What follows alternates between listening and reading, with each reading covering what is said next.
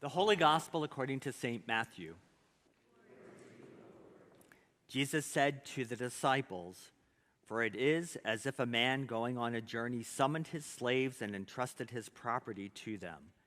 To one he gave 5 talents, to another 2, to another 1, to each according to his ability. Then he went away.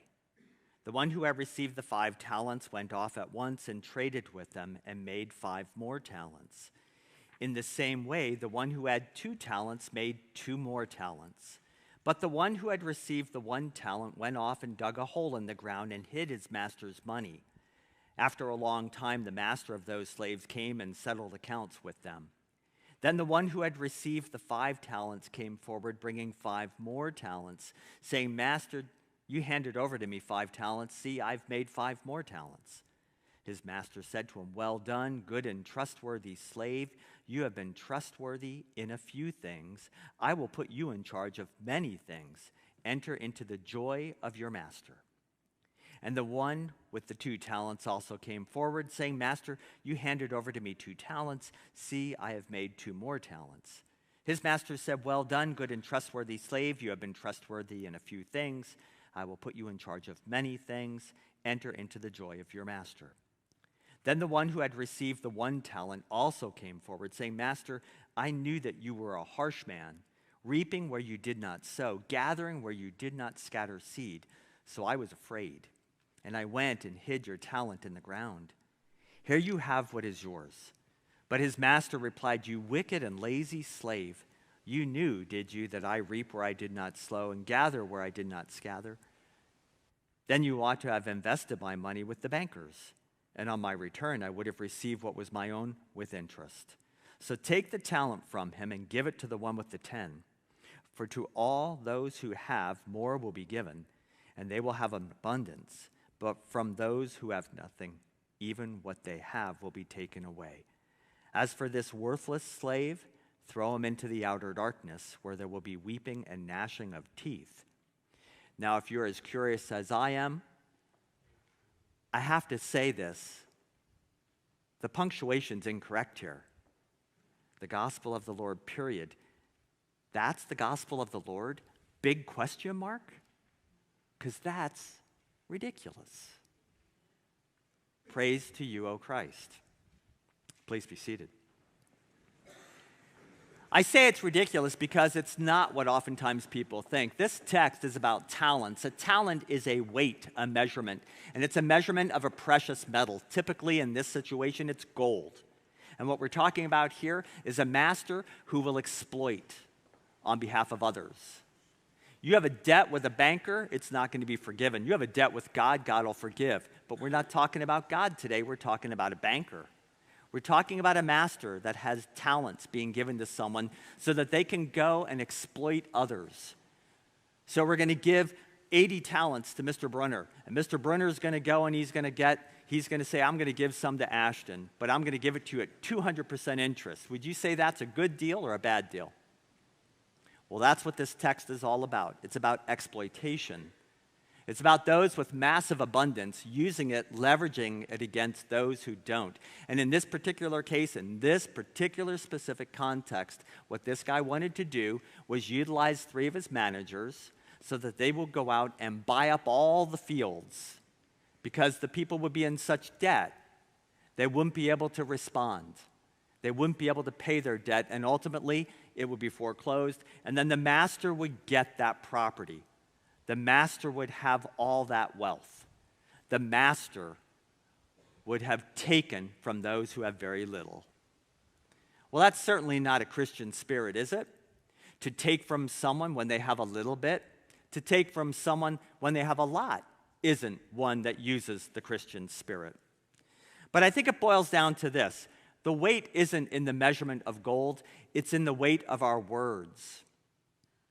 Some of you may recognize themes like this. People like Diana Butler Bass will talk about this. People like Andy Stanley will talk about this. You'll see these themes, and some of the material here comes from their motivation and their direct material. The weight of your words, it really matters. When someone says, "Mommy loves you," That's a big deal. It matters for those of us who heard those words, but it also matters for those of us who never heard those words. In part, I'm exploitive because I'm a pastor and I get to talk about all these wonderful, marvelous things. But in my other role as a therapist, I sit with people all the time. They pay me to get to this bottom line. Can you imagine someone paying me a lot of money to be their therapist for me to get to the response of the person, my mommy never told me they loved me. And it's amazing when that stuff actually percolates, the freedom that people find. Words are powerful, they weigh a lot, and they come with interest, and that interest is compounded year after year after year after year. I have buried students in this school district who have committed suicide in part because of the measured weight of words that were levied against them in social media. Let that sink in. I've been by the casket. I've been with the family because the weight of words was too much to bear. 3 weeks ago, with a mother who buried her 19-year-old son because the world was too big for him. And the weight of social media on his shoulders was compounded to the degree that he took his life. Mommy loves you. For those of us who have heard that, we rejoice. For those who did not, there happens to be pain. I'm so proud of you. How many of you have grown up with families where they have said, I am so proud of you? Yeah, me too.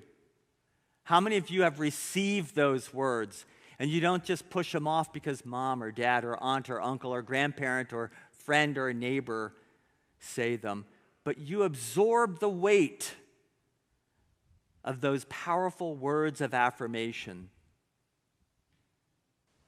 How many of you push those words away? I was a runner in high school, and my father would do everything he could to make it to every race, but I didn't want my parents at the race because I was afraid I'd fail. So I would say to them, you don't have to come. And in fact, at times, embarrassingly so, I said, please don't come. And sometimes I wasn't even that gracious. I just simply said, don't come.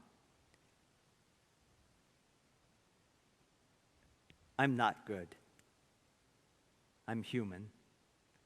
But I found my dad under the bleachers, peering through the steps because he didn't want to shock me by being there, but he was there.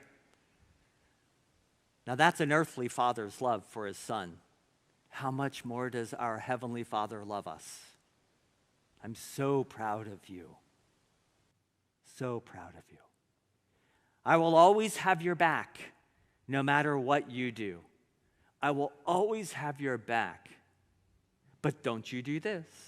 I'll always have your back, but don't you dare get caught. I'll always have your back, but I don't want to ever hear your name announced over the high school speakers that you're being called to the principal's office. I will always have your back, even when you're in Boston. And there's some great places in Boston that you could sneak off to, but I'll always have your back. It really is a great place.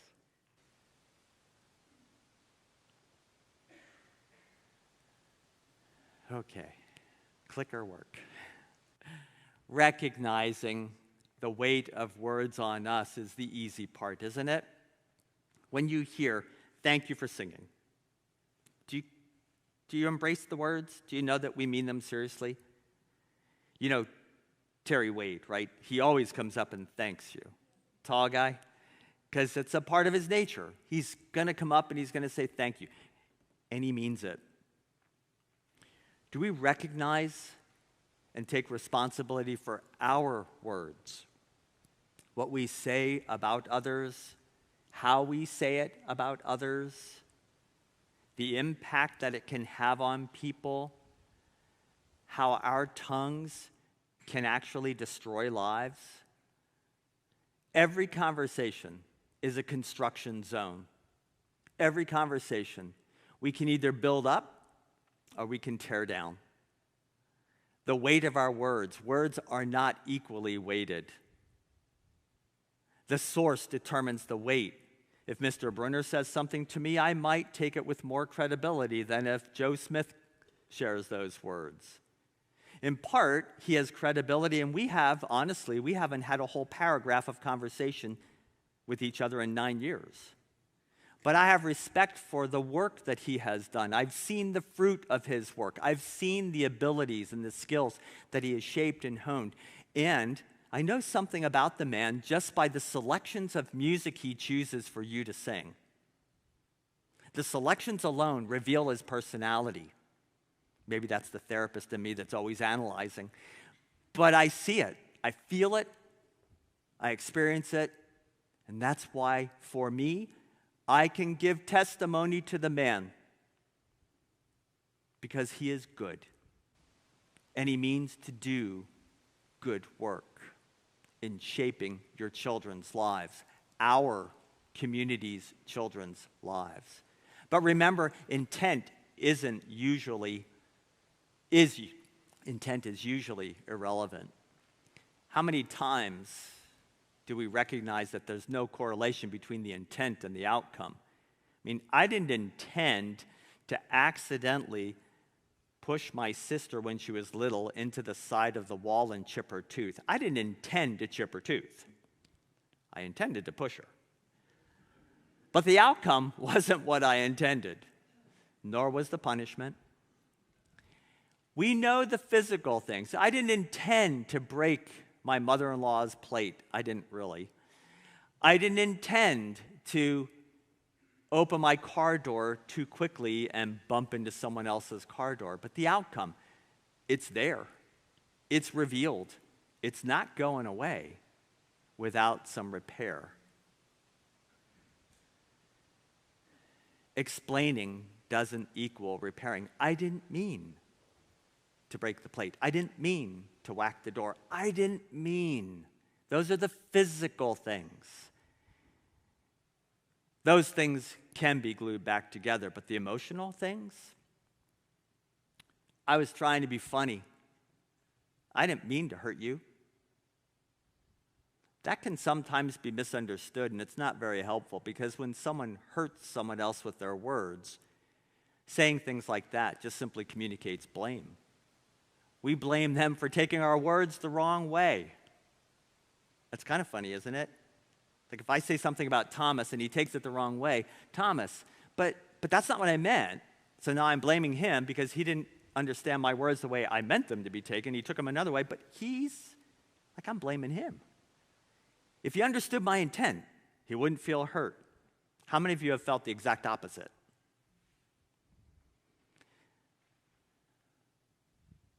Explaining sounds like blaming.